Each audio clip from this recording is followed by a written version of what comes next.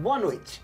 Você assiste a partir de agora ao Espaço Público, programa de entrevistas da TV Brasil. Hoje nós vamos entrevistar o médico Marcos Boulos, que vai falar sobre a dengue, a febre chikungunya e de microencefalia de recém-nascidos, que ameaçam um conjunto de doenças que ameaça produzir um dos mais graves dramas de saúde pública de nossa história. Você pode participar do programa enviando perguntas pelas redes sociais.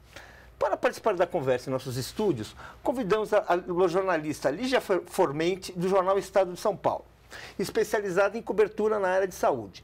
Também contamos com Valéria Mendonça, coordenadora do Laboratório de Educação, Informação e Comunicação em Saúde e professora do Programa de Pós-Graduação em Saúde Coletiva da Universidade de Brasília. Eu sou Paulo Moreira Leite. Boa noite, professor. Boa noite, Paulo. Professor, para começar nosso programa, eu gostaria de lembrar que eu estava lendo outro dia o Diário da Presidência do Fernando Henrique Cardoso, em que ele lembra, em 1996, exatamente 20 anos, que ele teve uma conversa com o então ministro da Saúde, Adib Jatene, no Palácio do Planalto, em que o professor Adib Jatene falava da dengue. E falava de que a dengue estava se tornando um problema muito grave. Isso foi exatamente há 20 anos. O Fernando Henrique terminou o primeiro mandato, terminou o segundo, depois veio o Luiz Inácio Lula da Silva, primeiro mandato, o segundo, veio a Dilma Rousseff, um mandato que está começando o segundo.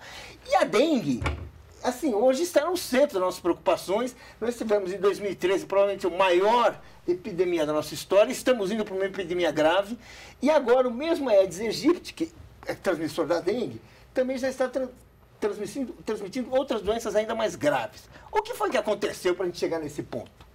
Bem, inicialmente, eu me lembro muito bem do professor Adib Jatene, naquela época, em 96, falou assim: precisamos eliminar o Aedes aegypti.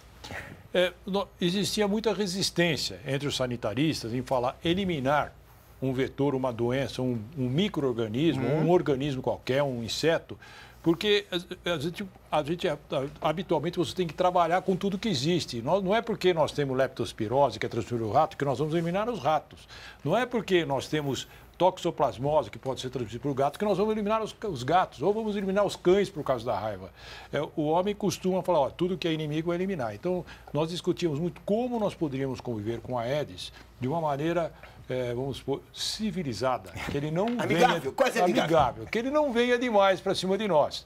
O fato concreto, pela urbanização desorganizada, por esses processos de disseminação tão grande que aconteceu do Aedes, hoje, de fato, ele se transformou em um problema muito sério e, principalmente, agora com a transmissão de novas doenças antes não pensadas, né? Bem, antes de prosseguir a entrevista, vamos conhecer um pouco mais sobre o infectologista Marcos Boulos.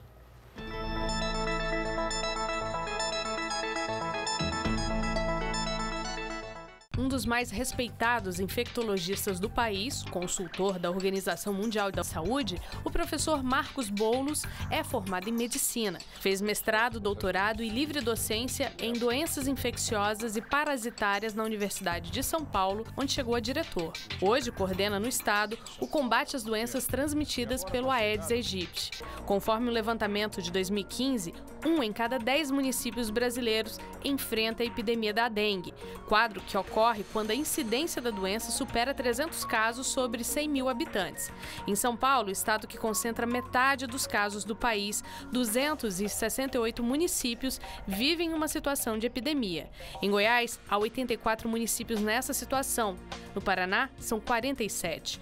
Entre 2014 e 2015, os casos cresceram 162% no país inteiro, a maioria em cidades com menos de 50 mil habitantes. Em 2014, verificou-se que o mosquito também passou a transmitir a febre chikungunya, que tem sintomas mais graves do que a dengue e provoca fortes dores nas articulações. Em 2015, surgiram indícios de que o Aedes aegypti pode estar associado à epidemia de microcefalia, que impede a formação adequada do cérebro do feto durante a gravidez e que pode comprometer o desenvolvimento mental das crianças. Ainda sem estudos conclusivos, os pesquisadores admitem a hipótese de que a microcefalia seja causada pelo Zika vírus, que também é transmitido pelo mosquito. O último boletim do Ministério da Saúde aponta 3.530 casos suspeitos de microcefalia em recém-nascidos de 21 estados. estados. A presença do Zika vírus já foi notificada em 20 deles, mas a maioria dos casos de microcefalia foi registrada em Pernambuco, Paraíba, Bahia e Ceará. Para o primeiro semestre de 2016, especialistas preveem um novo aumento em função do calor e das chuvas de verão, condições propícias à reprodução do mosquito. Há anos dedicado ao assunto, o professor Marcos Boulos declarou numa entrevista recente: se tivéssemos combatido a Aedes aegypti a tempo, não teríamos epidemia. Professor, o senhor colocou a questão da eliminação do Aedes aegypti como quase a verdadeira discussão que não foi enfrentada a tempo. A partir daquela noção que se tem de que, bem, todos os seres vivos têm seu lugar na natureza, nós temos que conversar. Agora, como é que a gente poderia encaminhar isso agora? Porque passaram-se 20 anos e a situação está cada vez pior. Como é que isso seria possível nesse momento? Bem, eliminar, basta nós temos a vontade política, que não é nem vontade dos órgãos de saúde, tem que ter uma vontade política. Quando foi eliminado, há uns 110 anos atrás, quando começou essa campanha de eliminação por causa da febre amarela, com Oswaldo Cruz, Emílio Ribas, existia não só uma motivação política, como uma necessidade econômica. Naquela época, quem mandava no país eram os cafeicultores. O que acontecia? Ninguém mais queria vir nos portos de Santos e do Rio de Janeiro comprar o café por causa da febre amarela, que matava as pessoas. Então, houve uma necessidade econômica. Naquela época se queimou cafezais no país todo. Então, houve uma necessidade econômica de você eliminar o Aedes. E mais do que isso, Rodrigues Alves, então presidente da República, perdeu uma filha por causa da febre amarela. Então, aí, nesse momento, houve a necessidade não só econômica, como a vontade política do presidente. Então, houve aí, o Rio de Janeiro, por exemplo, naquela época, tinha 700 mil habitantes. Eles contaram com 5 mil pessoas para combater o Aedes aegypti, que eram não só recursos humanos da saúde, como o exército e como prisioneiros que foram liberados para fazer isso. Invadiam as casas e aproveitavam e faziam a vacina contra a varíola. Houve até a famosa revolta da vacina, em que as pessoas faziam barricadas contra os mata-mosquitos, houve até 4 mortes nessas barricadas. Mas foi um momento diverso. Hoje, não existe interesse econômico de você liberar, ou seja, a economia não é movida por causa da presença do Aedes, se está presente ou não está presente. É claro que você tem uma perda econômica importante quando você tem recursos humanos que ficam doentes com muita frequência. Aí você tem perda econômica. Mas não houve, e não tem, agora começa a ter uma vontade política mais evidente por causa da história da microcefalia que você comentou. De fato, nós ficamos sem saída. O que nós vamos fazer? As mulheres, com razão, com medo de pegar uma doença que pode causar microcefalia em seu filho, portanto, quase que pode até destruir uma família, quando você tem isso, não querem mais engravidar. Qual a saída que nós temos? Vamos parar de engravidar no Brasil por causa de um Aedes aegypti, por causa de um mosquito? Então, agora houve quase que uma necessidade social, uma vontade, não pode acontecer isso, uma indignação contra essa infestação que está sendo tolerada e nós precisamos fazer alguma coisa diferente. A gente costuma dizer, vamos voltar à época de Emílio Ribas e Oswaldo Cruz, 110 anos atrás, ou fazer a contra-reforma sanitária, porque a reforma sanitária permite que era a execução, as pontas têm que ser feitas pelos municípios. Os municípios, até porque estão subfinanciados, não têm recursos, estão gastando mais do que é previsto para a saúde, mais do que os 15% previstos, e não tem mais. Não consegue dar conta. Não consegue, principalmente em municípios pequenos. Imagine como se ele tem gente para eliminar os Aedes. O Estado também está, não sei se subfinanciado, mas não tem recursos suficientes, então há uma necessidade hoje de aglutinação de forças, que não são só da área da saúde. Por isso que a presidenta esteve até também indignada, olha, vamos pôr o Exército, vamos pôr a Polícia Militar, vamos pôr todos os voluntários. Eu acho que é necessário se faz agora, a gente voltar no momento de uma intervenção mais pontual, para que a gente tenha uma diminuição muito grande e importante da infestação desse Aedes aegypti, para que as pessoas possam viver normalmente. E se com essa diminuição nós organizarmos nosso sistema de saúde, pode ser que a gente não tenha mais uma elevação tão grande como tem acontecido. O senhor acha possível eliminar ou reduzir o número de criadores do mosquito em áreas onde há um racionamento de água, falta de água? Sabe que, para nossa, não sei surpresa, mas a falta de água, por exemplo, em São Paulo, não foi determinante do aumento de Aedes aegypti na cidade de São Paulo. Até porque, por exemplo, nós tivemos a grande epidemia agora em 2015 em São Paulo. Mas a maior parte dos municípios onde aconteceu isso não faltou água, né? Houve um aumento, provavelmente na capital, da prefeitura, houve um aumento de 6,5% a 7,5% do aumento nas águas que são estocadas. Porque se você estoca água com uma proteção, isso não tem problema. O que é importante é você que tem um trabalho enorme da população, junto com a população, para evitar que fiquem águas descobertas ou águas paradas dentro de casa. Porque eu costumo dizer, mesmo que o serviço público fosse o mais eficiente possível, ele não o é, nós não conseguiríamos eliminar o Aedes aegypti ou diminuir pouquinho, porque 80% dos focos estão dentro das casas. Porque o Aedes fica perto das pessoas, porque ele precisa do sangue para oviposição. A fêmea precisa do sangue. Então, o que nós precisamos é que exista uma conscientização muito grande, mas não só, que tenham mecanismos das pessoas de reconhecerem a água, porque você às vezes não reconhece como água parada. Às vezes você tem, por exemplo, chove, você olha, dentro tem uma calha entupida, pronto. Às vezes, uma garrafa PET, uma tampinha de garrafa é suficiente já para... Parece que uma tampinha dá para 20 larvas, né? Eu não sei quanto. Me fizeram uma conta, 20 larvas, uma tampinha. Imagine só. Pois é. Imagine só. Então, com tudo isso, coleções de água, chove no verão, chove do jeito que chove, e centros urbanos desorganizados, favelizados que nós temos, a dificuldade é enorme. A dificuldade é muito grande, Lígia. Você acha que é possível se eliminar esses criadouros em um curto período de tempo? Não. Não acredito que seja possível eliminá-lo a curto e nem sei se a médio ou longo prazo. O que nós precisamos fazer é diminuir de maneira importante. E como é que se faria isso? Assim? Porque o senhor descreve uma operação que parece uma operação de guerra. Mas é mesmo. Não é assim uma ação normal, banal. Olha, não é uma campanhazinha que a gente fala, por favor, gente, vai. Não, o senhor está falando de uma coisa que lembra assim. É isso mesmo. Epopeias passadas. Teve até aquele livro do Vargas Llosa, que era o sujeito que queria eliminar os ratos. Que você está falando assim, que mobiliza o país inteiro. É meio isso. Estamos falando de uma coisa desse tipo. Exército, polícia, entra. Oswaldo Cruz. É isso mesmo. É o que está se pensando hoje. As salas de situações, tanto federal como estaduais, de modo geral, elas estão trabalhando com essa perspectiva. Esse cenário mesmo, né? Com o cenário da Defesa Civil, o Exército. O Exército está pondo à disposição, ele está com um pequeno problema agora aqui em janeiro, se troca, fevereiro, troca da guarda, eles vão embora uns, chegam outros, então precisa treinar. Mas o Exército, Polícia Militar, eles estão junto com a Defesa Civil, liderando o processo. Deixou de ser só da mão da saúde, porque a saúde não tem competência para conseguir chegar lá.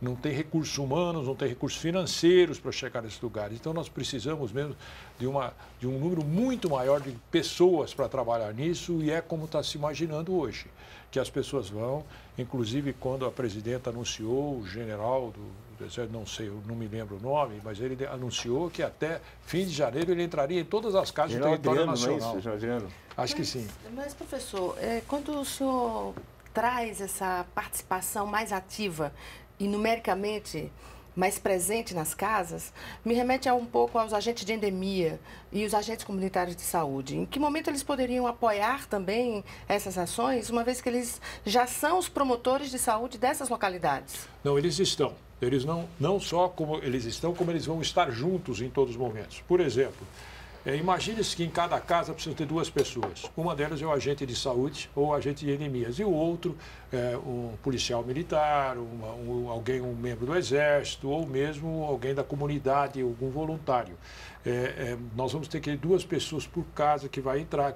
E não vão conseguir entrar, por exemplo. Não é incomum o pessoa fardada entrar nas casas das pessoas. Até porque o fardado ele tem a obrigação policial dentro das casas, então algumas não conformidades podem ser punidas. Então nós sabemos muito bem, se você encontra droga na casa, a polícia não pode só pensar no Aedes ou na mas e por isso nós sabemos que nós estamos contando com voluntários das comunidades religiosas até da região, que tem a confiança da população, que vai estar em todos os lugares. Nós temos, só para ter uma noção, em São Paulo, no estado de São Paulo, que eu conheço melhor, nós temos em torno de 250 mil agentes de saúde.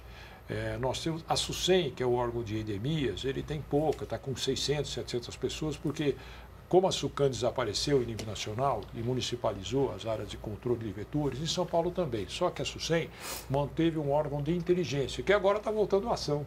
Né, que era contra o que se previa, volta à ação. Então, esses guardas, eu sei que seria a inteligência em termos do controle, o conhecimento, junto com os agentes de saúde, que vão, de uma certa maneira, nortear as ações. Eles não vão estar fora. Nós vamos ter mais gente trabalhando, coordenado pela área da saúde nesse sentido. Portanto, nós não vamos dispor, seria uma burrice a gente tirar uma pessoa para pôr outra. O pessoal da saúde vai continuar aí na liderança do processo. Né? E me remete ainda mais a uma coisa. Ainda há pouco o senhor deu um exemplo clássico dos cuidados básicos que a população deve ter. Calhas de água, tampinhas de garrafa. E nós sabemos do investimento fantástico que é feito pela saúde em campanhas milionárias para levar à população informações como os cuidados com a dengue. E, pelo visto, parece que ainda não surtiu efeito. O que está faltando dizer à população o que ela ainda não fez? Ou será que nós estamos imputindo a ela a culpabilidade por não fazer? O que o senhor observa que está faltando nessa comunicação? Eu sempre penso nisso, porque eu desafio sempre o nosso pessoal da informação que eles precisam ser mais imaginativos ou criativos. Eu não sei, porque o que nós estamos fazendo, como você disse, investimentos grandes em novelas mais visíveis do mundo, jornais bem visíveis, e não surtiu efeito. Nos últimos 8 anos, a Superintendência de Controle de Endemias de São Paulo acompanha o índice de infestação. Há 8 anos, elas estão nos mesmos lugares, a despeito de toda a propaganda. No pratinho do vaso de plantas, lá é o que tem a maioria. Quer dizer, meio que acima ou da compreensão ou da capacidade de ação. Eu não sei se a população... porque todo dia, no fundo não é isso, porque você recolhe um pratinho hoje, mas chove amanhã, você tem que recolher de novo. Então, é muita coisa, né? É difícil culpabilizar, não dá para culpar alguém, não existem culpados, existem ações. Por que a gente fala da população? Porque o Aedes está dentro de casa. E nós não podemos entrar nas casas das pessoas assim de uma maneira pura e simples porque nós queremos. Né? As pessoas têm sua casa, seu domicílio, a sua proteção familiar, ou seja, mas em alguma coisa precisa ser feito, porque de fato as pessoas não estão conseguindo ter as ações esperadas. Talvez porque muitas dessas coisas, ela não vai subir no telhado de casa para ver toda hora se olhar a calha, muito pedreiro não se recusa a subir também, né? Muita gente muito profissional, porque olhar a calha pode quebrar o telhado, a pessoa pode cair, né? Então, esse é um problema que eu vejo, às vezes, nós temos dificuldades enormes, porque e a gente fala em limpeza, você não fala em limpeza tirando a água, mas de fato é isso que acontece. Né? Agora, a nossa equipe ouviu Dilson Pinangé, chefe do Departamento de Endemias de Riacho das Almas, no Agreste Pernambucano. A cidade apresentou uma redução no índice de infestação do Aedes aegypti depois que adotou o uso de peixes no combate às larvas do mosquito. Ele gravou uma pergunta para o senhor. Queria perguntar a Marcos sobre esse problema da zika e chikungunya, porque aqui na nossa região está dando muitos casos de chikungunya e zika, porque só agora é que apareceu essas doenças, já que há tanto tempo o Aedes vive em nossa região e nunca teve caso de zika e chikungunya. Essa é a minha pergunta para você. Bem, não vamos falar do peixe larvófago, vamos falar aí da pergunta dele. Né? Então, assim, com a globalização, as viagens, os países se tornaram uma família. Um chega do lado viaja o mundo em 24 horas. E com isso fez que pessoas doentes, que ainda estão até no período de incubação, nem estão se sentindo doentes, que vão manifestar a doença em 2, 3 dias, viajem. E cheguem em lugar, por exemplo, pessoas com chikungunya, que estava acontecendo, por exemplo, no Haiti. Vem para cá, 12, 13 horas está aqui no Brasil, num período de incubação. Começa a ter febre, está cheio de Aedes. Aí a doença começa a aparecer. Com Zika, a mesma coisa.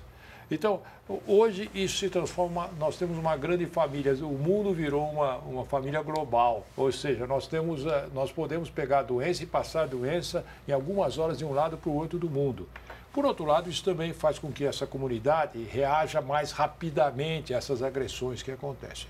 Então, chikungunya era previsto, Zika, eu confesso a você, que eu não conhecia.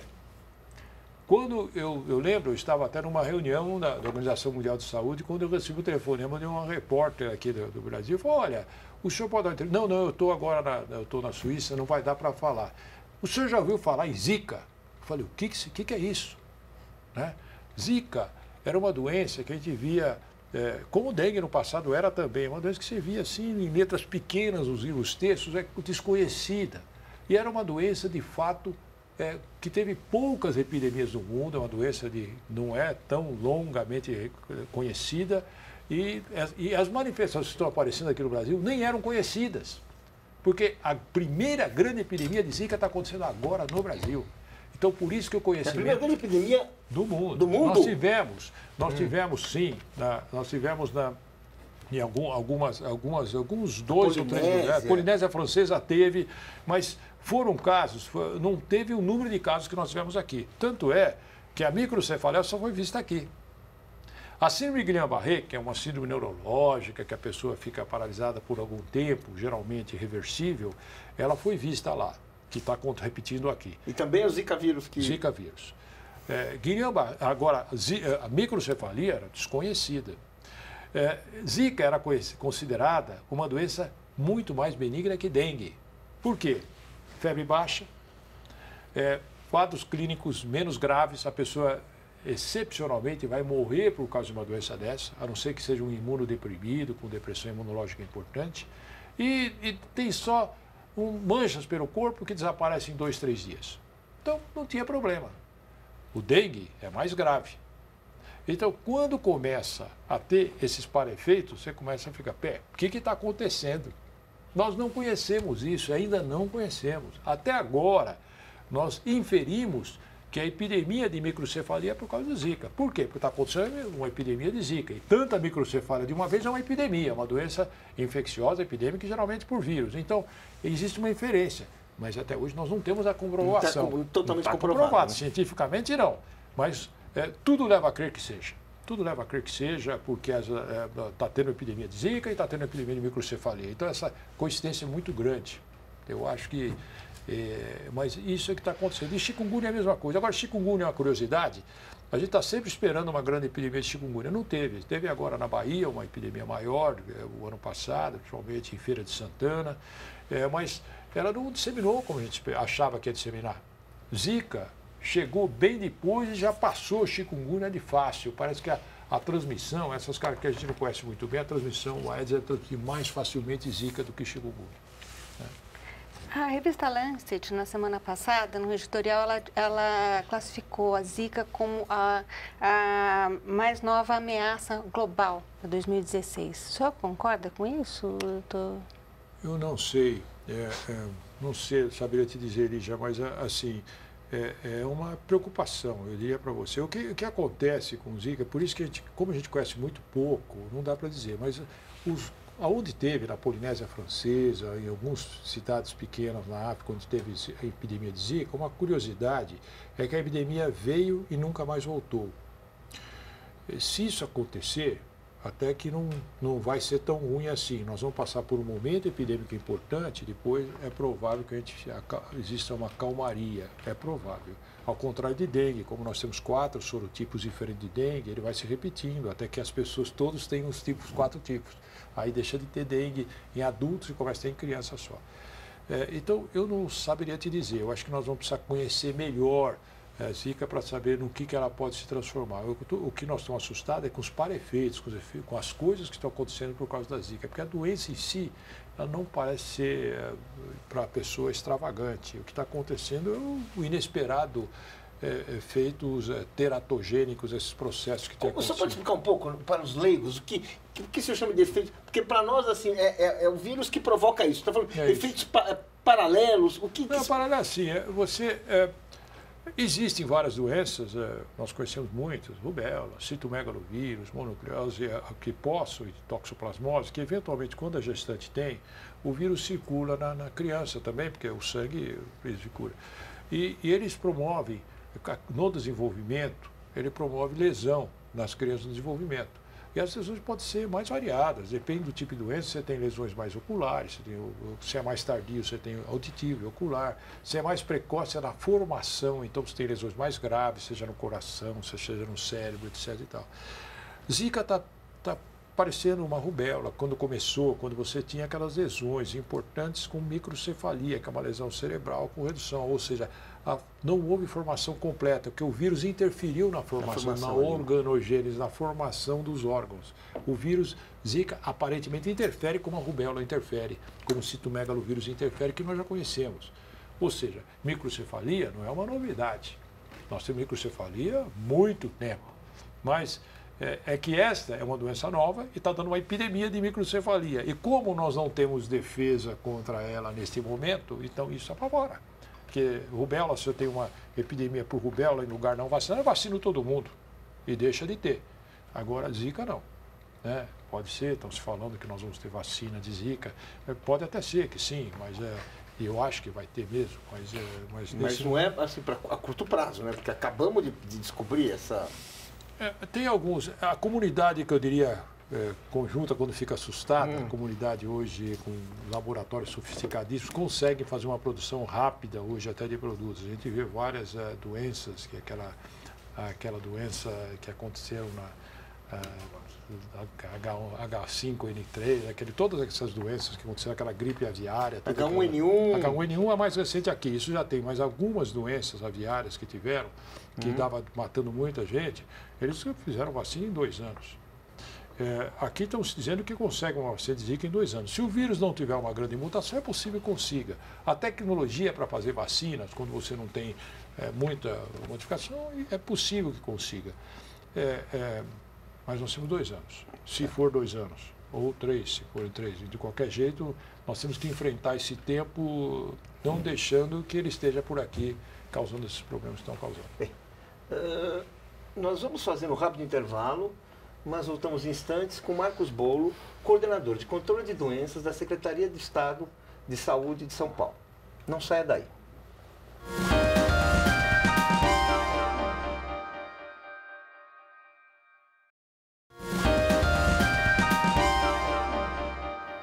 O Espaço Público está de volta com o infectologista Marcos Bolos. Professor, Joana Paula pergunta via Facebook. Está mesmo comprovado que o Zika vírus está causando a microencefalia em bebês no Brasil? O senhor tem novidades a esse respeito? O senhor disse aqui para a gente. É que a comprovação, você tem que ter testes positivos na criança e na mãe. Os testes que são realizados hoje, que é o PCR, que você pega componentes do vírus, quando a criança nasceu já está negativo, porque não está circulando o vírus. Então, nós somos de testes mais específicos. Existem evidências com um teste que está sendo agora elaborado no Laboratório de Virologia da Faculdade de Medicina de Ribeirão Preto, de um teste chamado neutralização, que é muito mais específico, que foi encontrado numa mãe que teve uma criança com microcefalia vinda de Pernambuco e na sua criança foi encontrado o teste de neutralização positivo. Se isto for, de fato, confirmado, porque foi uma notícia muito recente, é possível que esteja confirmado da resposta aqui à nossa inquisidora. Mas nós temos evidências indiretas muito fortes. Como eu disse anteriormente, nós estamos com epidemia de microcefalia. Isso não acontece. Não, epidemia acontece quando você tem alguma epidemia de alguma coisa que está causando microcefalia. E nós estamos com uma epidemia de Zika. Então, existiam evidências indiretas, não cientificamente comprovadas que tem, mas é possível que nós estamos chegando muito próximo dessa resposta para mostrar mesmo essa correlação forte entre a microcefalia. Professor, nessa mesma linha, quando o senhor fala de evidência, nós sabemos que as autoridades sanitárias se utilizam das evidências científicas que nós, da academia, produzimos para tomada de decisão dentro do nosso Sistema Único de Saúde. Mas nós sabemos que o tempo de resposta dessas evidências ainda é muito pequeno, até porque a produção científica mundial em torno dessas epidemias, dessas causas, do Zika, por exemplo, como o senhor falou ainda há pouco, ainda é muito pequena. Então, como é que nós faríamos para traduzir esse conhecimento para o gestor de forma mais ágil? De fato nós temos dificuldades, mas por isso que acontece até, a gente até de uma maneira, a gente até critica demais algumas posições, um anúncio de uma sorte exagerada dos casos, mas acho que é isso que tem que ser feito. Os gestores na área de saúde, do Ministério e das secretarias, estão tomando as condutas como se fosse, né? Olha, nós vamos tomar as decisões. Então, todas as decisões tomadas, as notificações, as ações todas, até essa comoção nacional, até liderada pela presidenta com seus ministros, mostra que eles estão acreditando que seja. Né? A respeito que nós temos evidências, mas a evidência já levou para a resposta concreta, a ponto que hoje nós temos uma ação organizada e coordenada de enfrentamento da epidemia através de uma diminuição da infestação do Aedes aegypti. Esse é um programa que foi ainda achando na possibilidade concreta que a academia ainda não demonstrou. E a academia está achando que tem que fazer isso mesmo, não tem outra saída nesse momento, nós não podemos esperar, até porque as evidências epidemiológicas são muito fortes, né? A epidemia de microcefalia e a epidemia de Zika. Então, ou seja, a academia precisa se debruçar mais, a dar respostas concretas. Eu entendo que a academia tem que dar pesquisa mesmo e saber tudo. Nós vamos saber tudo do vírus, mas não só o conhecimento, nós vamos ter respostas. E o que eu falo respostas de saúde pública é saber o diagnosticar, como que eu faço diagnóstico, fazer sorologia, qual a melhor resposta, como eu isolo o vírus. Agora, enquanto não tem essa resposta conjunta, é o seguinte, é eliminar o mosquito.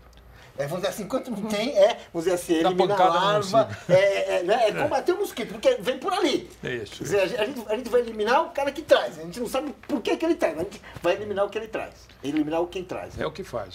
Eu acho que, inclusive, nós temos que investir em alguma coisa de saúde pública, investimento em ações que possam diminuir a procriação do mosquito, que são ações, pesquisas que estão sendo realizadas no Brasil.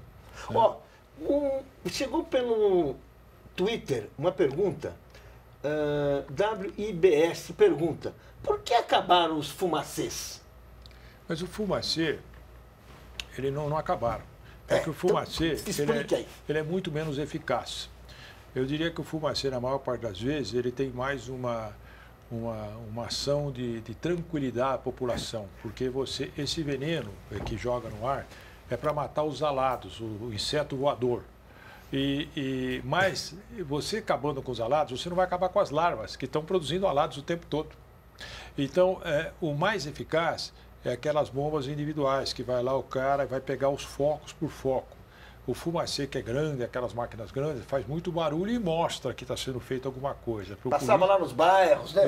Isso. Para o político isso é fundamental, né? Mostra que ele está agindo, porque toda a população está vendo. Mas em termos de... as pessoas até abrem as janelas para entrar aquele veneno dentro, né? Mas a eficácia real desse método é menor do que o uso individualizado, que vai com aquela bombinha individual pega lá. Eles não acabaram, mas eles são menos indicados do que o processo individual. Professor, entre a situação do pânico instalado na população e a real situação da endemia, como é que o senhor avalia que a autoridade sanitária, o senhor como um representante dela também, deve se posicionar diante da sociedade para evitar situações de pânico?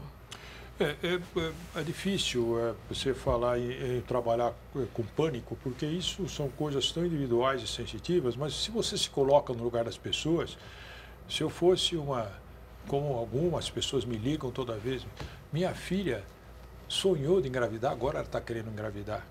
O que o senhor fala? Eu falo, eu não falo, né, porque é de fato preocupante as pessoas quererem engravidar sabendo que se tiver o Zika, pode eventualmente, não sei o que vai ter, mas pode eventualmente ter uma criança com problemas e isso atrapalhar a vida, o desenvolvimento da família, a vida normal. A gente, se colocando no lugar das pessoas, a gente tem que fazer o que tem que fazer mesmo. Tem que tirar esse Aedes. Nós não temos alternativa. E claro que eu falo, claro que você pode engravidar, deve engravidar, mas você vai usar repelente, você vai usar roupa de manga comprida, vai usar meia, não vai deixar parte do corpo exposta, principalmente quando está grávida e principalmente nos primeiros meses, que é na fase da formação orgânica, do organogênese. Repelente, né? Tem algum princípio ativo que é o melhor? O melhor que está liberado é o icaridina. A icaridina, mas a icaridina ele está praticamente sumiram das farmácias, das prateleiras no Brasil, né? Porque ele é eficaz, ele dura algum tempo depois da ação, de você aplicar, não tem efeitos tóxicos na gestante ou na criança, ele pode ser usado por todos, mas está faltando, mas é necessário. Existe uma vontade de produção, né? A própria farmácia do Exército está falando em produzir, mas eles não têm uma possibilidade concreta de produzir muito. Então nós temos que desenvolver tecnologias para repelente também aqui no Brasil, para pegar esses melhores repelentes. Nós vamos ter que desenvolver isso. Eu acho que no momento de muita tensão, de muitos problemas, a gente começa a achar saídas. E entre as saídas é produzir coisas que nós não produzimos ou que não fazemos. Nós vamos ter que fazer, né? Dar respostas para tudo isso aqui. É claro que... E aí, no caso, por exemplo, por que nós esperamos acontecer isso para eliminar o Aedes ou diminuir? Eu acho que nós não vamos conseguir eliminar. Mas vai diminuir consideravelmente. Né? Consideravelmente. Por que eles esperaram para chamar o Exército? É que cada um tem suas emergências dentro do país, cada força tem suas emergências fundamentais. E agora, a saúde estava tocando, está vendo o Aedes aumentar, mas achava que podia, de uma certa maneira, fortalecendo as ações já conhecidas, reconhecidas. Mas com essa expansão nós não temos mais tempo para você falar assim, olha, vamos dar tempo para eliminar o Aedes, essa nova tecnologia, principalmente com a história das gestantes, com medo de engravidar, as mulheres com medo de engravidar por causa do problema, nós temos que, de alguma maneira, acabar com isso. Isso precisa acabar. Então, nós vamos ter que dar, vamos pôr uma diminuição importante nessa infestação, porque senão a sociedade vai ficar com preocupações, como foi colocado, e eu ficaria também muito preocupado, né? E não adianta falar, não vai... alguns colegas, eu mesmo cheguei a falar em determinado momento, olha, nesse momento não está acontecendo aqui, mas está acontecendo no Nordeste. Então, talvez você grávida não vá para o Nordeste, mas está acontecendo nos vários lugares do país. Aqui em Brasília foi visto um caso. A gente está no mundo, todo mundo está no avião, né? Em São Paulo nós estamos, apesar que nós não estamos vendo agora o PCR, o exame positivo, mas nós pegamos visto exames, sangues que estavam aqui armazenados, encontramos, circulou em São Paulo de maneira relativamente grande, aí, maio, junho, então, ou seja, no estado de São Paulo. Isso significa que circulou mesmo, nós não percebemos que circulou, porque ela ficou escondida dentro do dengue e passou com dengue negativo, mas não sabíamos que tinha essa doença. E agora, aí você vai ver, tem alguns casos de microcefalia que podem eventualmente estar ligados a essa doença. Só uma pergunta do Cláudio Maerovitch, diretor do Departamento de Vigilância de Doenças Transmissíveis do Ministério da Saúde. Ele gravou uma pergunta para o senhor. No ano passado, 2015, no Brasil e em São Paulo, nós tivemos uma grande epidemia de dengue que serviu também para nos mostrar que nós estávamos com muitos problemas em relação ao controle que é feito em cada um dos municípios em relação à infestação por vetores, pelo Aedes aegypti. Agora nós estamos num grande esforço nacional para enfrentar de maneira concentrada no início do ano o mosquito. Como é que você vê o trabalho que está acontecendo no estado de São Paulo? Você acha que nós podemos, neste ano, esperar resultados melhores do controle do Aedes aegypti do que nós tivemos no ano passado? Cláudio, eu entendo que sim. Eu entendo que São Paulo hoje está, como todo o país, nós estamos organizando uma sala de situação estadual com a Defesa Civil, com o Exército, com a Polícia Militar, com o setor de saúde, Já tem marcados alguns dias que nós vamos fazer uma campanha concentrada. A partir, provavelmente, da segunda que vem, nós teremos o Exército trabalhando junto à Polícia Militar nos 20 municípios com maior infestação e maior número de casos, mas nos fins de semana nós vamos estar visitando as casas do Estado de São Paulo. Eu acho que nós vamos ter Estou convencido que a gente possa ter uma ação razoável com relação a isso. Só para lembrar, São Paulo teve, eu lembro que o próprio governador toda hora falava, mas por que São Paulo está com tantos casos, com a metade dos casos que nós temos no Brasil em 2015? É a pergunta que todos se fazem, por quê? E São Paulo, além de tudo, tem um órgão de vetores, controle de vetores que o país não tem, que é a SUSEM. Então, como que explica? A explicação, ela não é assim, por muito tempo, a dengue ocorreu nas cidades litorâneas brasileiras. Aconteceu no Rio de Janeiro desde a década de 80, 85, 86. Aconteceu em todo o Nordeste brasileiro, com epidemias sucessivas. Por algum motivo, o Aedes não chegava, principalmente nas altitudes maiores. Nós não tínhamos Aedes, por exemplo, em São Paulo, na Grande São Paulo. Tinha um pouquinho no interior. Então, nós começamos a ter epidemia em Ribeirão Preto, São José do Rio Preto, Presidente Prudente, mas não tinha nos grandes, maiores centros urbanos do Planalto. O Aedes foi chegando. Então, nós tivemos praticamente 20 anos de epidemias acontecendo no litoral brasileiro e não acontecia em São Paulo. De repente, começou a chegar em São Paulo. E chega numa população suscetível, que não tinha tido ainda. Não tinha anticorpo nenhum, né? Não tinha anticorpo. E, de repente, veio agora 2014, 2015, com infestação maciça, a população praticamente virgem de infecção, e começa a aparecer infecção enquanto no Brasil, mesmo que tinha Aedes suficiente, já tinha tido muita gente a infecção. Então, o número de casos em São Paulo veio para acabar. Arrasou. Nós tivemos 50% dos casos e mais de 50% dos óbitos, né? Então, ou seja, foi um escândalo o que aconteceu. Mas se deve a uma população mais suscetível, não houve problemas de atuação específica.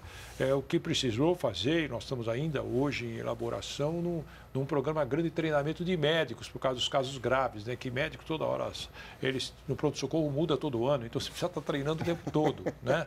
Então, o que nós estamos fazendo para evitar mortes, porque nós não temos vacina, não temos tratamento e temos Aedes. Então, as epidemias, quando vem mesmo. Se a população está suscetível, vai ter.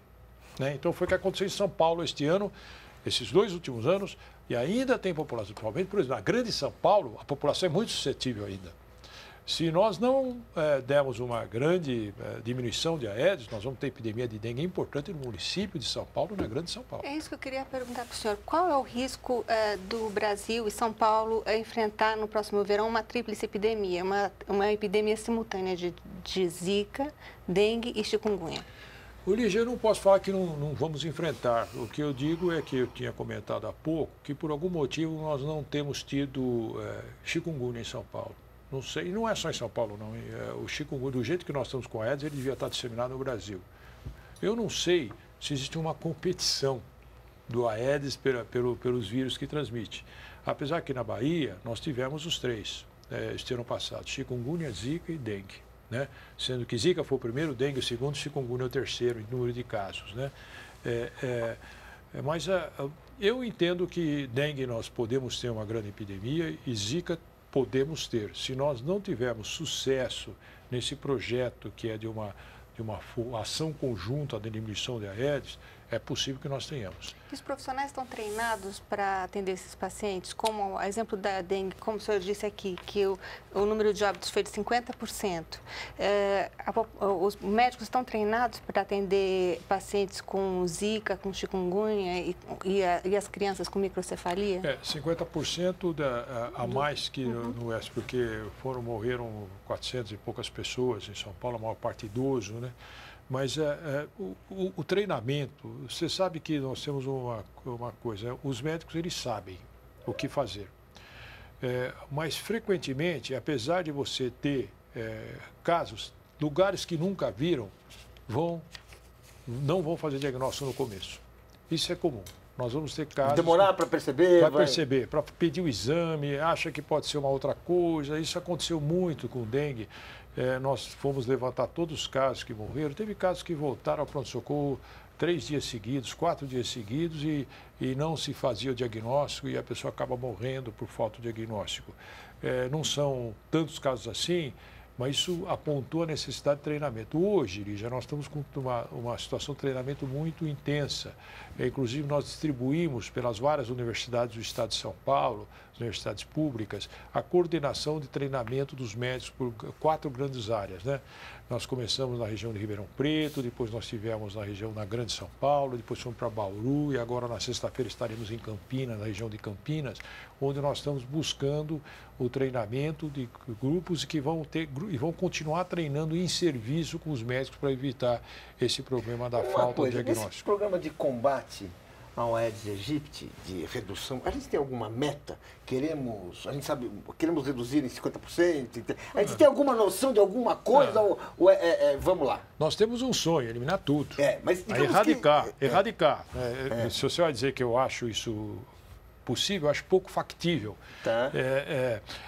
Porque nós temos as condições de vida, de habitação, principalmente nos centros urbanos maiores, são muito difíceis e você vai dizer que está lá dentro, não vai ter larva de Aedes. Veja, eu acho que na época de Oswaldo Cruz era mais fácil, porque você não tinha, provavelmente, as cidades tão favelizadas como nós temos hoje, né? Possível a meta é reduzir, terminar, eliminar. Quando a gente conversa, principalmente com os militares, o pessoal que está habitado, bem organizado, não, nós vamos acabar. Vão acabar. Eu duvido. Eu acho que nós temos que dar assim, um impacto que elimina a tal ponto que seja suportável. Eu estava comentando agora há pouco que Singapura, que é uma cidade-país, estado, né, que é uma ilha, eles têm riquíssimos, né, um nível social enorme. Eles não conseguem eliminar o Aedes. E isso é uma dificuldade grande, que mostra que não é só recurso. Então você precisa ter uma vontade política enorme, uma intensidade, mas você está em cima, perseguindo, porque o mosquitinho assim, ele se esconde nas matas, é difícil. Mas eu acho que a meta é essa. Uma pergunta de Vera Lúcia Oliveira pelo Facebook. Que problemas apresentam as crianças com microcefalia? Pode apresentar todo tipo de problema, depende da gravidade, da intensidade. Você tem microcefalias abaixo de 32 centímetros do diâmetro craniano, cerebral, então é microcefalia. Você tem 32, você tem 31, você tem 30, você tem 29, você tem 28. Quanto menor, maior a lesão cerebral. São lesões cerebrais, às vezes muito importantes, que são incompatíveis com uma vida normal. O desenvolvimento cerebral, a parte das crianças, não acontece. Então a criança fica, na gíria, no jargão, como se fosse um retardado mental, que esse não é o nome adequado, mas é que eles não têm o desenvolvimento mental suficiente para viver de uma maneira harmônica. Eles às vezes não conseguem, só vão respirar, mas não têm uma vida produtiva, nunca vai ter uma vida familiar. Outras pessoas têm lesões menores e que você vai ter uma vida de desenvolvimento normal. A gente conhece, eu estava até em Brasília conversando com um amigo lá, que é um infectologista conhecido da Bahia, que falava assim, uma das pessoas que eu conheço que tem maior produtividade, um pesquisador, ele tem microcefalia, ou seja, tem um diâmetro craniano menor. Então você pode ter uma diminuição craniana e não ter lesões importantes no cérebro, o desenvolvimento ser normal. Isso não significa, por isso que diga, quando fala microcefalia é um termo grande, cabeça menor, cabeça pequena, mas isso não significa diretamente qual vai ser o grau de problemas que essa criança pode ter. Pode não ter problemas até, mas na maior parte das vezes, quando a microcefalia é importante, tem problemas importantes. Professor, a longo prazo, pelo que o senhor tem exposto para nós, ações de educação e promoção da saúde podem vir a evitar epidemias novamente como essa? Você sabe que esse, no meu entender, é a ação que nós temos mais que fazer. Eu sempre defendi que nós devemos, depois de falhar tanto na conscientização, não sei se é conscientização, na eficácia das ações dentro de casa, quem deveria focar nas crianças. Quem deveria fazer uma educação, começando nas crianças, nas escolas, né? De uma certa maneira mostrar, para chegar em casa, mostrar como é que é a situação. Você trazer, através daqueles que estão estudando, levar para casa, mostrar, olha, pai, se a gente não acabar com essa água que está aqui, ela mesmo em casa, nós podemos ficar doentes, eu posso ficar doente, de uma certa maneira.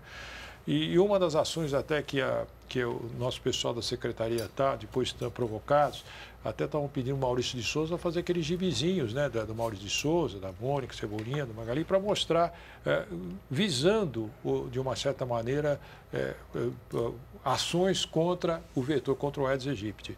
Eu acho que a educação para a saúde é fundamental e eu acho que se a gente começar com as crianças, eu acho que nós teremos sucesso e nós estamos buscando isso. Isso me remeteu porque o senhor ainda há pouco falava das salas de situação.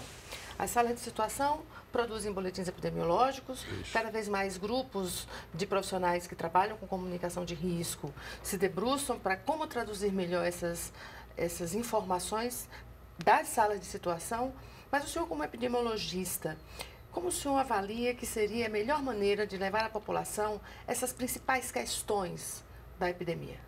Você sabe que no caso específico, hoje nós estamos discutindo na nossa sala de situação em São Paulo. Como que nós vamos, foi a pergunta, quanto nós vamos fazer 2 milhões de folders? Como que nós vamos fazer, como nós vamos fazer? Então, está de uma certa maneira, se desenhando umas informações que são fundamentais e as pessoas, quando vão nas casas, que se pretende visitar todas as casas num período de 2 meses pelo menos, todas as casas... Começando já? Já, começa as visitas mesmo, com campanha, começa agora no dia 23, que é sábado, né? 23, 24, 30, 31, são os 2 próximos fins, últimos fins de semana de janeiro, os últimos 2 de fevereiro, aí março, abril, etc. Mas nós vai fortalecer nos dias de semana, nos fins de semana nós vamos fazer, porque é quando as pessoas estão em casa. E quando nós vamos levar isso aqui e explicar para a pessoa. Olha, tentar mostrar o que é esse folder, como que transmite, como é o vetor, de uma certa maneira, dentro com agente de saúde, mostrar para a população. Isso é educação? Promotora em saúde? Isso. A gente quer, de uma certa maneira, que as pessoas às vezes passam despercebidas, né? Vejo lá, mas você vê na novela o ato de amor, o ato de coisa, mas quando é coisa paralela, isso ficou paralelo, né? Passou, entrou por aqui, saiu por ali, né? Então você não consegue aprender. Talvez de uma tentativa de fazer isso. Acho que nós vamos fazer isso, pelo menos foi conversado que... De bater na porta, procurar, mostrar... Nós vamos. A previsão é em todas as casas, né? Todas as casas? Essa é a previsão. Aqui, lá em Brasília, falou que vai em todas as casas do Brasil. Eu acredito que eles façam, o Exército disse que vai fazer. Em São Paulo, nós pretendemos ir em todas as casas, né? Num período, nós até mensuramos quantas casas nós temos, o tempo que isso vai demorar. Quanto dá? Dá uma ideia, assim, é interessante. Uma campanha, realmente, uma mobilização... São 9 milhões e 500 mil casos, se não me engano, uma coisa assim. Nós fizemos o cálculo por dia, pegando os fins de semana. Nós vamos precisar, provavelmente, de uns 4 meses, contando para chegar, trabalhando todos os fins de semana integral, contando com voluntários, que nós vamos precisar. A nossa previsão é que nós tenhamos questão de mais de 200 mil pessoas trabalhando, e com mais voluntários, tudo isso.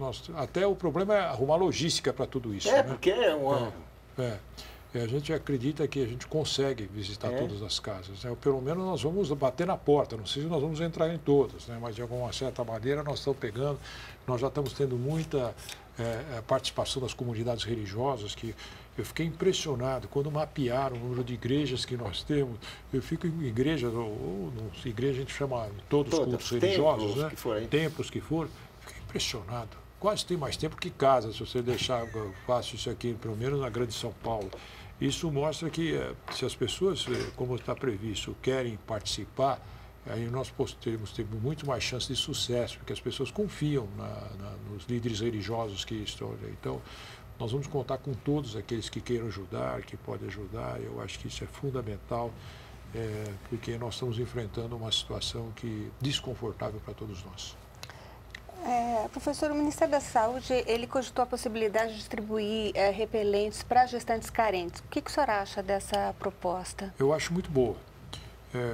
Nós teremos dificuldades porque pela não disponibilidade desses repelentes. Eu lembro, o ministro falou isso, que teria questão de 3 milhões de unidades repelentes para distribuir, mas nós não temos como produzir isso, porque a farmácia do Exército, que foi quem produz esse tipo de situação, não tem condições técnicas de fazer essa quantidade grande. Mas como ideia é muito boa. A gente precisaria só ter esses repelentes na mão para poder fazer isso. A gente precisa produzir de alguma maneira. Eu acho que nós vamos ter que desenvolver tecnologia para isso também, não só para repelente, como para outros kits laboratoriais, medicamentos, isso nós vamos ter que fazer sim. Né? Bem, o nosso tempo aqui está se encerrando. Eu queria agradecer o nosso convidado de hoje. Fizemos uma entrevista muito esclarecedora e muito direta sobre a gravidade da situação. O professor infectologista Marcos Boulos, né? Eu queria agradecer também a Lígia Formente, né? Queria agradecer a Valéria Monteiro, né? Valéria Mendonça, desculpe, né? E gostaria de agradecer especialmente a você que está nos assistindo. Para saber mais sobre o espaço público, entre no site da TV Brasil. E na semana que vem temos um novo encontro marcado, na terça-feira, com mais um programa Espaço Público, às 11 da noite. Até lá!